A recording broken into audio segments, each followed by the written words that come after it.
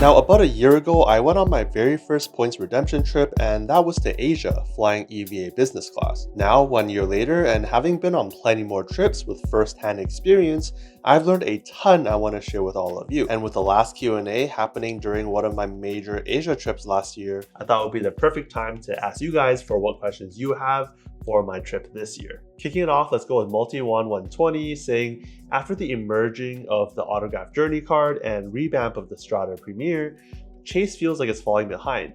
What do you think they'll do if they update their cards, and what changes you personally would make? And I totally agree. I think Chase has been long overdue for an update, especially the Sapphire Reserve. So it'll be interesting to see how they react given all these new cards coming out on the market, especially with the Strata Premier, but even more so whenever they come out with their more elevated Strata Premier Elite card. And in terms of update, I think the Chase lineup right now has a bunch of overlaps between all of their cards, so it'll be interesting to see if they can spread those out a little bit or even have elevated multipliers. Who knows, maybe we can finally see an official grocery category or have some sort of gas and EV category, or maybe more points for certain categories like dining to compete with other cards like the Amex Gold. In either case though, I think Chase still has one of the best points on the market, especially if Hyatt continues to give some great redemptions and a bunch of other great transfer partners like Aeroplan, of course, among others. Next,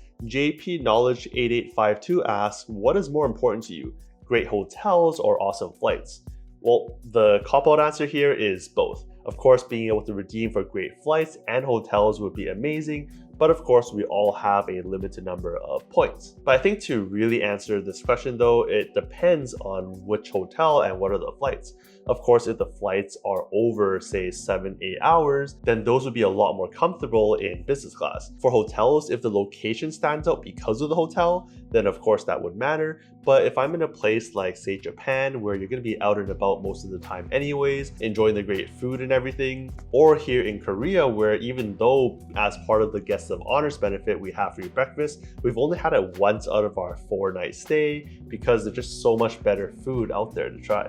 All in all though, I would say that any flights that are across the ocean, then I would probably prefer having the business class flight. And usually when I'm traveling over the Pacific to cities in Asia, most of these places have awesome food and things outside of the hotel anyways, so I don't need to use a lot of points for some hotel redemptions. You can already get some decent value for just $100, $200 per night, like I did at the Bencoolen Hotel in Singapore. Alright, so I'm recording this on the night before our departure, so I gotta get to packing. So let's wrap it up here and continue on when I am back.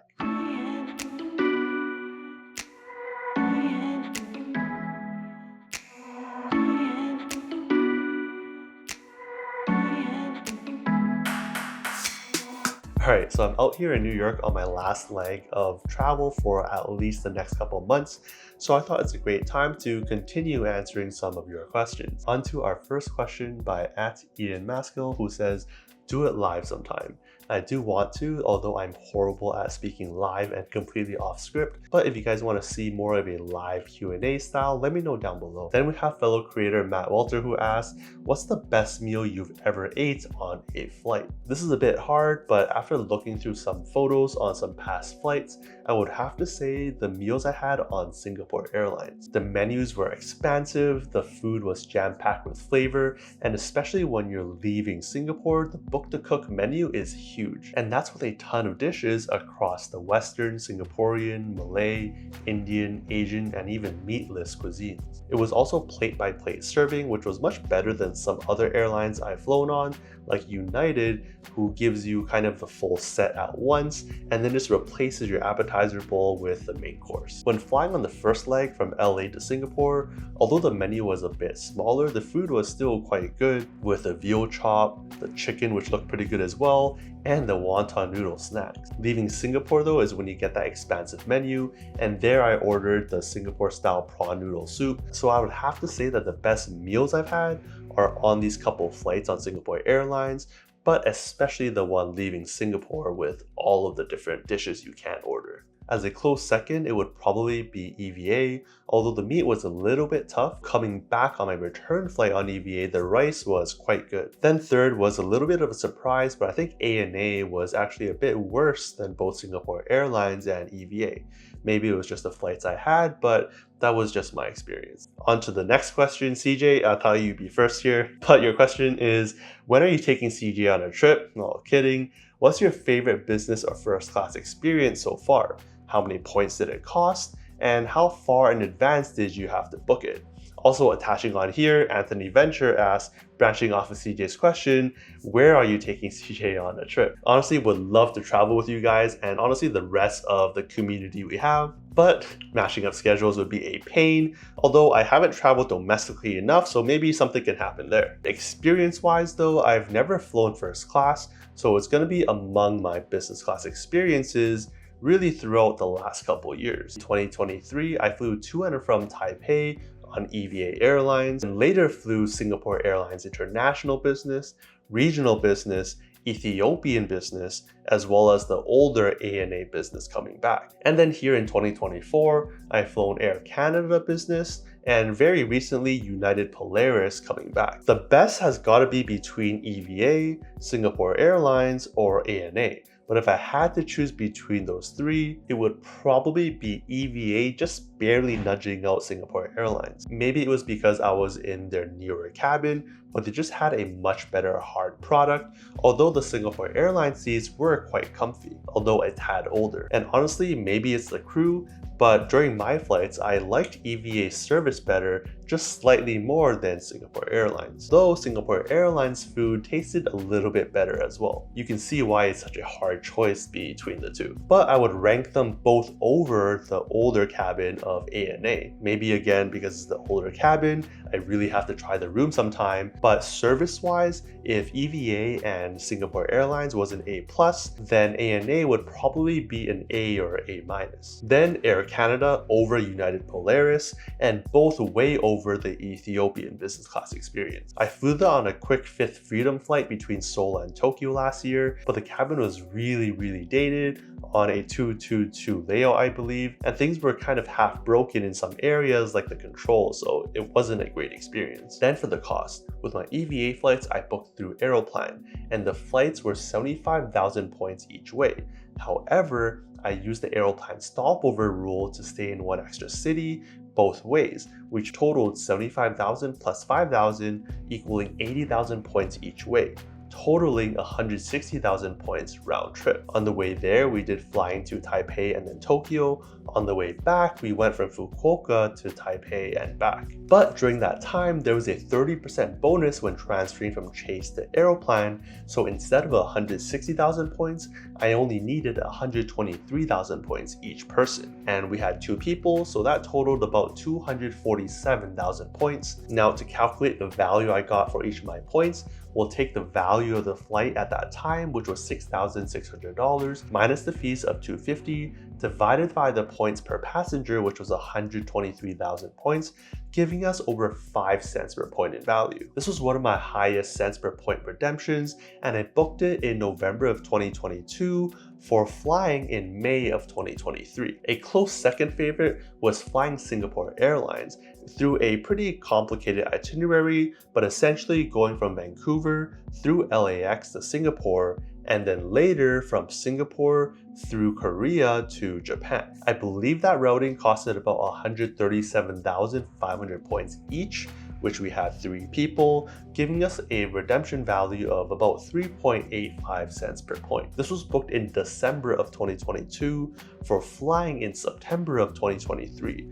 During that time, Aeroplan partnered with Singapore Airlines and had a ton of award availability throughout their schedules, which is why I was able to find like 5 seats on a ton of their flights and booked for my family and I. A lot went right during that trip, so check out this video for a complete summary with a ton of different learnings we had. Next, another creator, Luke's Points and Miles, who asked, which destination would you recommend to a vanilla face for his first time to Asia? So I love traveling to Asia because being on the West Coast, It's a relatively short flight between 8 to 10 hours. The vibes are unmatched, the dollar goes far, and the services are exceptional. If you want the most English friendly, although all of these cities are, I would recommend Singapore as it's kind of like another major city hub. Japan if you love food, from your convenience store food to your ramen, yakitori, sushi, there's a ton out there. If it is your first time there, a pretty common path that we took, and I know a lot of others took, is going to Tokyo first,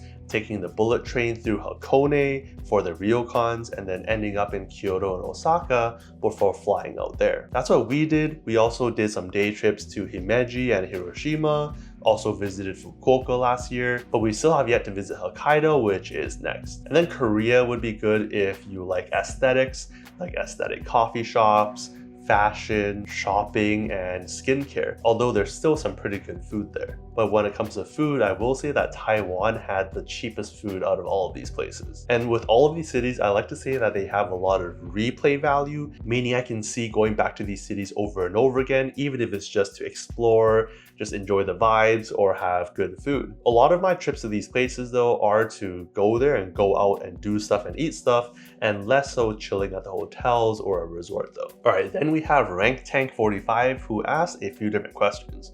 One, what's been your biggest disappointment in the points and miles game over the last 1 to 2 years?